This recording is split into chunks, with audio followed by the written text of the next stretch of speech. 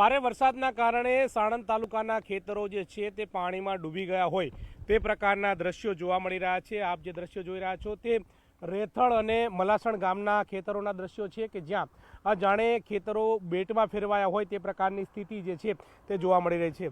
મહેજ વાત એ પણ છે કે પાણીના જે બોરવેલ જે છે તે પણ પાણીમાં ગરકાવ હોય તે પ્રકારના દ્રશ્યો જે છે તે જોવા મળી રહ્યા છે। એક ઠેકાણે નહીં પરંતુ આવું અનેક ઠેકાણે જે છે તે જોવા મળી રહ્યું છે। એટલે કે પાણીના બોરવેલ હોય, ખેડૂતોની ખેતરમાં ઝૂંપડી હોય તે પણ પાણીમાં ગરકાવ હોય તે પ્રકારે લાગી રહ્યું છે। જાણે સમગ્ર ખેતરો જે છે તે બેટમાં ફેરવાયા હોય તે પ્રકારના દ્રશ્યો જોવા મળી રહ્યા છે। લાઇટના થાંભલા પણ પાણીમાં ગરકાવ હોય તે પ્રકારના દ્રશ્યો જે છે તે સર્જાઈ રહ્યા છે। મહત્વનું એ છે કે વરસાદ થયો હતો, ખેડૂતોએ ડાંગરનું વાવેતર કર્યું હતું, પરંતુ આમાં ડાંગર જ દેખાતી ના હોય તે પ્રકારે લાગી રહ્યું છે। એટલે કે ડાંગરો પણ અંદર ધોવાઈ ગઈ હોય તે પ્રકારના દ્રશ્યો જોવા મળી રહ્યા છે અને સાણંદ તાલુકાના ખેતરો બેટમાં ફેરવાયા છે અને ખેડૂતોને ભારે નુકસાન પણ થયું છે।